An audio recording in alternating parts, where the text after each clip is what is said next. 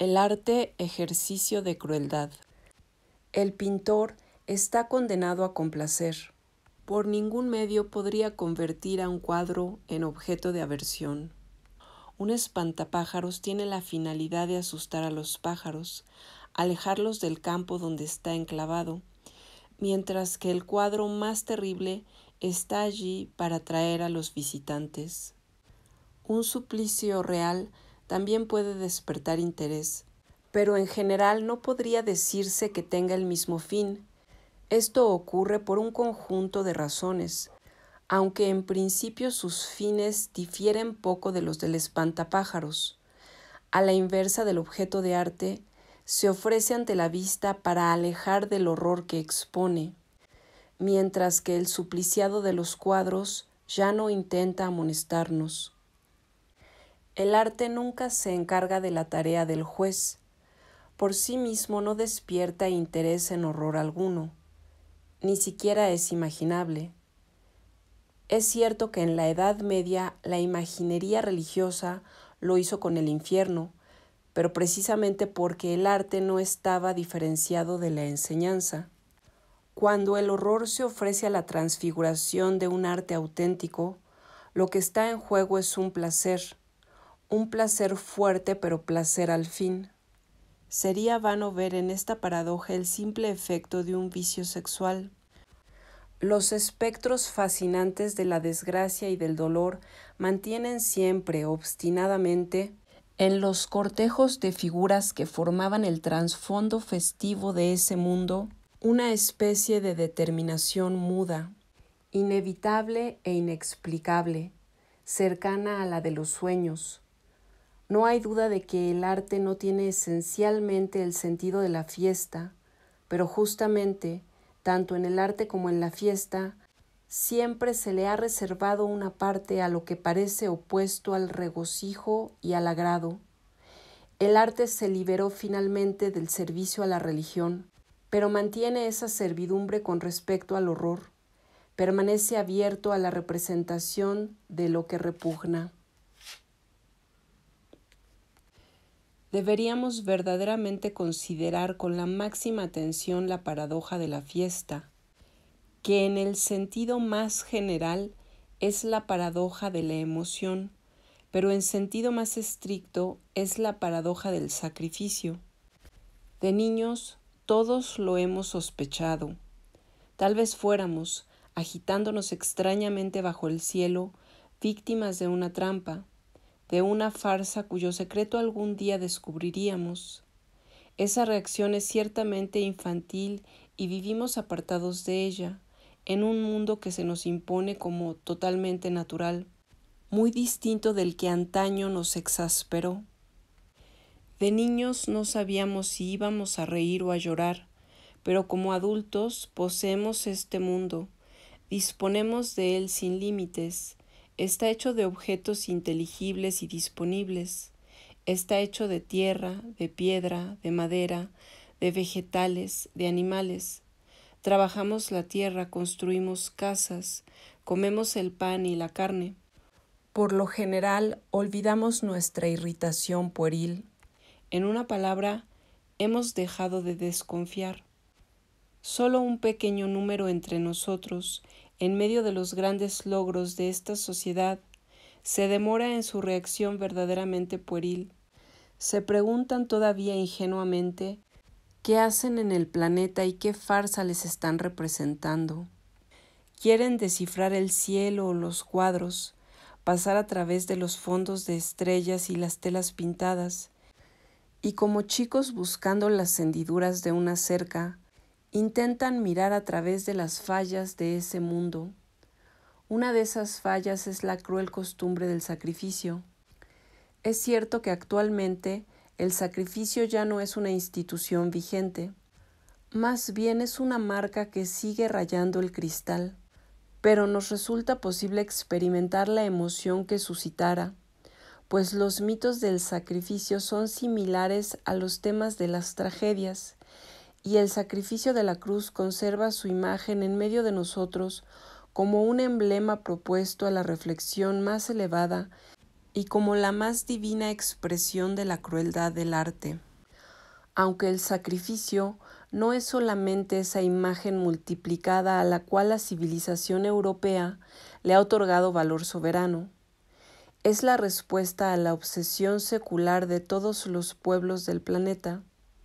Igualmente, si hay alguna verdad en la idea de que nuestra vida humana es una trampa, podríamos pensar, de modo delirante, pero ¿qué más se puede hacer? Que el suplicio se nos muestra universalmente como un señuelo, y que reflexionando sobre la fascinación experimentada podremos descubrir lo que somos y el mundo superior desde perspectivas que sobrepasan la trampa. La imagen del sacrificio se impone tan necesariamente a la reflexión que, superada la época en que el arte era entretenimiento, cuando sólo la religión respondía a la preocupación por indagar el fondo de las cosas, advertimos que la pintura moderna ha dejado de proponernos imágenes indiferentes y meramente bellas, que en el cuadro tiene la intención de hacer que el mundo se transparente. Apollinaire decía ya que el cubismo era un gran arte religioso, pero el sueño de Apollinaire no se ha perdido. La pintura moderna prolonga en este sentido la obsesión multiplicada de la imagen sacrificial, donde las destrucciones de objetos efectuadas por ella corresponden de una manera ya semiconsciente a la función perdurable de las religiones. De todas formas, el hombre preso en la trampa de la vida que somos se mueve en un campo de atracción determinado por un punto fulgurante donde las formas sólidas son destruidas, donde los objetos disponibles con que está hecho el mundo se consumen como en una hoguera de luz. A decir verdad, el carácter de la pintura actual, destrucción, fogata de San Juan de los objetos, no se pone claramente de relieve, no se percibe en el linaje del sacrificio. De manera fundamental, lo que el pintor surrealista desea mirar con sus propios ojos en la tela donde reúne las imágenes no es diferente de lo que la multitud azteca acudía a ver con sus propios ojos al pie de las pirámides donde se arrancaba el corazón de las víctimas. Lo que siempre se espera es una fulguración que consume. Sin duda nos alejamos de la crueldad cuando consideramos las obras modernas, pero después de todo los aztecas tampoco eran crueles. O lo que nos desorienta es la idea demasiado simple que tenemos de la crueldad. Llamamos generalmente crueldad a lo que no tenemos la fuerza de aguantar, y lo que soportamos fácilmente, lo que nos resulta habitual, no nos parece cruel. Si bien llamamos crueldad a la de los demás, y que al no poder, sin embargo, prescindir de crueldad, la negamos cuando nos pertenece. Esas flaquezas no suprimen nada, pero hace difícil la tarea del que busca en sus meandros el movimiento oculto del corazón humano. El hecho del vicio sexual no simplifica la tarea. En el vicio, en efecto, los juicios comunes son tomados al revés y aquel que se confiesa vicioso se aferra a los términos de horror que estigmatizan. El azteca hubiera negado la crueldad de asesinatos sagrados cometidos por millares. Por el contrario, el sádico se dice, se repite con delicia que la flagelación es cruel. No tengo los mismos motivos para usar esa palabra. Lo hago para ser claro. No repruebo nada en absoluto. Solamente pretendo mostrar la intención oculta. En algún sentido, esa intención no es cruel. Si se creyera tal, dejaría de serlo. La práctica del sacrificio desapareció a medida que los hombres se volvieron más conscientes. Pero es siempre un deseo de destruir, aunque en verdad solo es un deseo moderado. Según nuestros medios, nuestros hábitos, nuestra fuerza, no nos gusta destruir más que oscuramente. Rechazamos las destrucciones terribles y ruinosas, al menos las que nos parecen tales. Nos contentamos con una impresión poco consciente de destruir. Hasta aquí he mostrado que la destrucción fulgurante, en la trampa de la vida, Es el señuelo que no deja de atraernos, pero la trampa no es reducible al señuelo. Supone, si no la mano que lo coloca, el fin perseguido. ¿Qué le sucede al que muerde el señuelo? ¿Cuáles son las consecuencias de su debilidad para quien cede a la fascinación? Esto conduce en principio a plantear la pregunta previa, donde reside lo esencial de mi indagación. No basta con observar que somos generalmente fascinados por una destrucción que no presenta un peligro demasiado grave, pero ¿qué razones tenemos para ser seducidos por la misma cosa que para nosotros significa, de manera fundamental, un daño, que tiene incluso la capacidad de evocar la pérdida más completa que sufriremos con la muerte? De todas formas, queda claro que sólo el consentimiento nos conduce al punto donde la destrucción tiene lugar.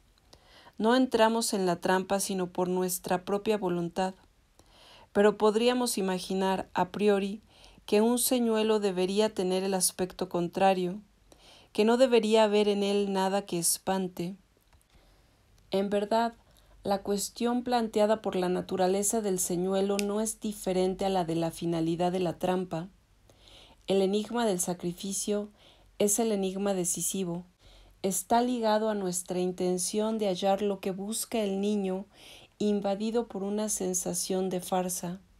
Lo que perturba al niño y de repente lo convierte en un trompo vertiginoso es el deseo de aferrar, más allá de las apariencias de este mundo, una respuesta a una interrogación que sería incapaz de formular. Piensa entonces que tal vez sea el hijo de un rey, pero el hijo de un rey no es nada. Piensa también con sagacidad que él tal vez sea Dios. El enigma estaría resuelto. El niño, por supuesto, no habla de ello con nadie. Se sentiría ridículo en un mundo donde cada objeto le devuelve la imagen de sus límites, donde él se sabe profundamente pequeño y separado.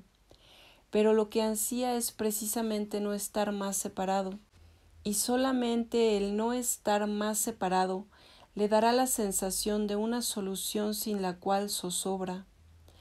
La prisión estrecha del ser separado como un objeto, le provoca una sensación opuesta de farsa, de exilio, de chistosa conjuración en su contra. El niño no se sorprendería si se despertara siendo Dios, quien por un tiempo se había puesto él mismo a prueba. Entonces la superchería de su posición minúscula le sería súbitamente revelada. El niño en adelante, aunque sea en una escasa medida, se queda con la frente pegada al vidrio a la espera de un momento fulgurante. A esa espera responde el señuelo del sacrificio. Lo que esperamos desde la infancia es el trastorno del orden en que nos ahogamos.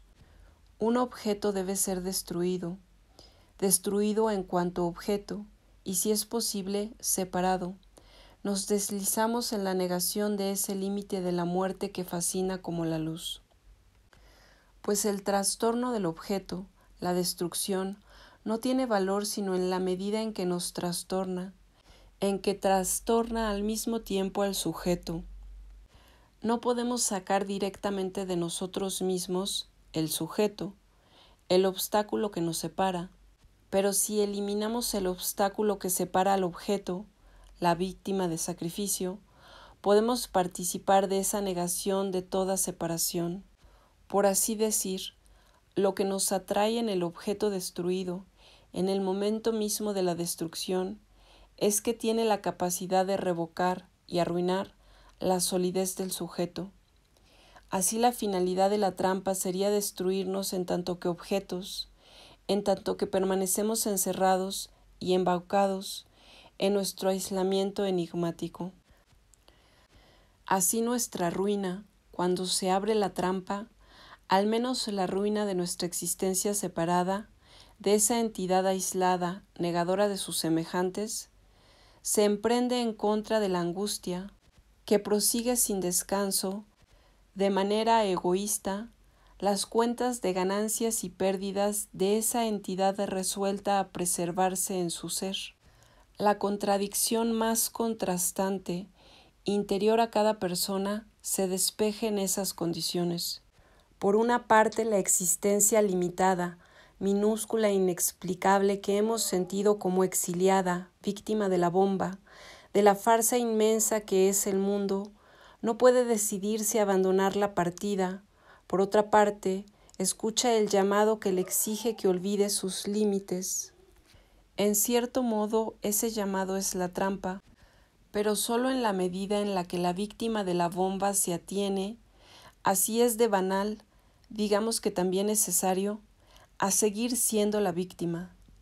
Lo que torna difícil esclarecer esa situación es que de ese modo nos espera una trampa en ambos sentidos, o por así decir, que la trampa es doble.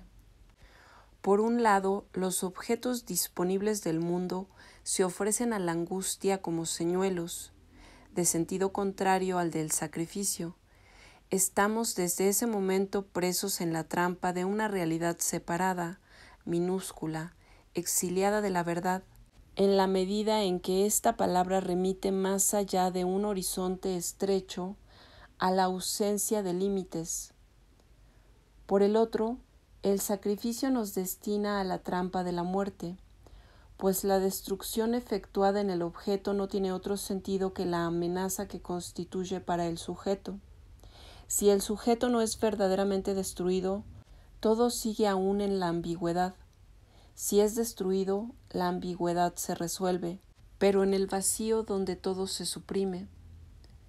Pero con este doble atolladero se destaca justamente el sentido del arte, que al arrojarnos en la vía de una desaparición completa y dejándonos suspendidos por un tiempo, le ofrece al hombre un incesante rapto.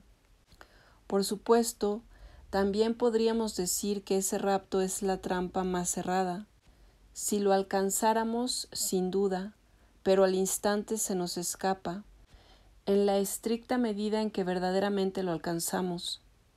Más allá, más acá, entramos en la muerte o reingresamos en el mundo minúsculo. Pero la fiesta infinita de las obras de arte existe para decirnos, a pesar de una voluntad resuelta a no darle valor sino a lo que perdura, que se le promete un triunfo a quien salte en la irresolución del instante, razón por la cual nunca podría ser demasiado el interés que se le concede a la embriaguez multiplicada, que atraviesa la opacidad del mundo con resplandores aparentemente crueles, donde la seducción se une a la masacre, al suplicio, al horror. No hago la apología de los hechos horribles, no hago un llamado a su retorno, pero en el atolladero inexplicable donde nos movemos, en algún sentido esos momentos resplandecientes que sólo son promesas de resolución como falsos pretextos, que sólo prometen finalmente la caída en la trampa, traen consigo en el instante del rapto toda la verdad de la emoción, porque de todas maneras la emoción, si en ella se inscribe el sentido de la vida, no puede ser subordinada a ninguna obra útil. Así, la paradoja de la emoción sostiene que su sentido será mayor cuanto menos sentido tenga.